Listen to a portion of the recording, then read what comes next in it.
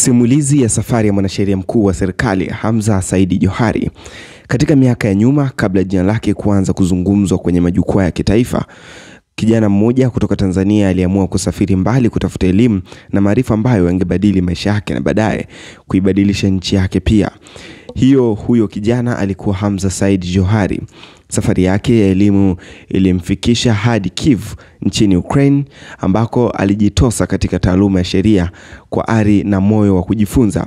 Alipata shahada ya sheria LLB na baadaye akaamua kuingia kwenye eneo ambalo si wengi waliopitia, sheria ya kimataifa. Humo ndimo alipopata shahada yake ya kwanza uzamili, yani LLM, akijikita katika masuala ya sheria, anga, bahari, mikataba, uhusiano wa kimataifa. Baada ya kurudi nyumbani, Hamza hakuwahi kuwa mtu wa kukaa ofisini tu. Alikuwa na kiu ya kutumia ujuzi wake kwenye matendo. Hivyo alianza kufundisha katika vyuo mbalimbali, akitoa somo la sheria kwa wanafunzi wa kizazi kipya. Wengi wanakumbuka kama mdahiri aliyekuwa makini, mwenye uwezo, yenye mifano ya kina, na alijua kuhamasisha ubongo wa mwanafunzi kufikiri zaidi darasani. Lakini taaluma haiishi darasani tu. Serikali ya Tanzania iliona hazina iliyokuwa ndani ya Hamza Johari. Akateuliwa kuwa mkurugenzi mkuu wa mamlaka ya usafiri wa anga Tanzania, TCAA. Hapo ndipo upepo wake ulionekana wazi kuwa takriban karibu ya mwongo mmoja asimamia anga la Tanzania kwa weledi, akiwa katika mazungumzo ya kitaifa, mikataba ya usafiri na masuala ya kiusalama. Alijulikana kwa utulivu, ukimya na umakini wake. Johari akawa mtu anayeheshimika kwenye taasisi za kikanda za kimataifa. Alijiunga na mashirika kama Council na CASSOA, na mara nyingi alisifika kwa kuelewa na kina wa sheria za anga na usafiri wa majini, taaluma ambazo huwa hazina wataalamu wengi. Kisha akafika siku ambayo ingeandika sura upya katika maisha yake. Mnamo Agosti mwaka 2024, Rais wa Jamhuri ya Muungano wa Tanzania alimteua rasmi kuwa mwanasheria mkuu wa serikali. Nafasi nyeti, anahitaji upeo, kuimarisha na fikra na uadilifu wa hali ya juu. Baada ya kuapishwa, Hamza alianza kazi upya kwa nguvu na dhamira. Katika majukumu mapya, amekuwa sauti ya kisheria ya serikali. Ameonekana bungeni akitoa ufafanuzi juu ya masuala mazito ya mikataba ya kisheria, akitoa miongozo yenye busara kwa wananchi. Mara kadhaa amesisitiza umuhimu wa utekelezaji wa sheria za mazingira, akiwataka mawakala wa serikali kuwa walinzi wa sheria za mazingira, akiamini kuwa taifa lisilolinda mazingira yake halina mustakabali salama.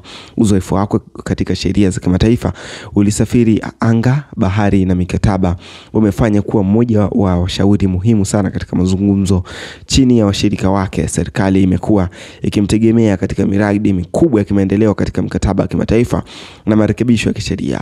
Kwa wale wanaofahamu, Hamza Johari ni mtu mtulivu anayependa kufanya kazi kwa umakini, anejua kusimama kwa hoja. Safari yake kutoka Kivu hadi Ikulu Tanzania ni msimulizi uvumilivu, bidii na nguvu ya elimu. Leo hii anasimama kama mmoja wa viongozi wa sheria wenye ushawishi mkubwa nchini, wanasheria ambaye safari yake imejaa historia ya kujenga, kutumikia na kusimamia misingi ya kisheria kitaifa. Karibu nikupitishe katika doti ya kwanza ukuaji wake mpaka hivi sasa alipo. Elimu na sifa za kitaaluma. Hamza Johari ana shahada ya sheria LLB na shahada uzamili wa sheria LLM maalum katika sheria ya kimataifa alizopata katika University of Kiev nchini Ukraine. Pia alipata cheti cha uongozi na usimamizi kutoka Administrative Staff College of India. Zaidi hapo, alipata mafunzo mbalimbali ya kitaaluma na ameandika machapisho kuhusu mikataba, yani contracts, sheria za anga, air space law, sheria ya bahari na usafiri wa majini, maritime law, miongoni mwa nyanja nyingine. Uzoefu wa kazi kabla ya kuwa mwanasheria mkuu.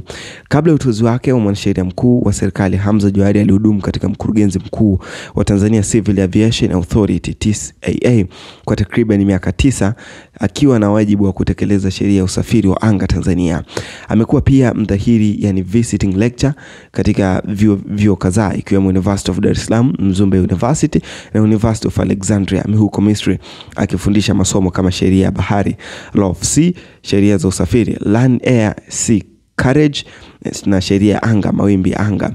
Pia ameshiriki kwa kiwango kikubwa katika taasisi ya vikundi mbalimbali vya kibiashara, usafiri, udhibiti wa sheria, ujumbe wa tume na huduma za mahakama, yani Judicial Service Commission, mwenyekiti wa bodi ya uthibitisho wa wakili, kitaaluma, accreditation panel, reconciliation, negatories, mediators na arbitrators.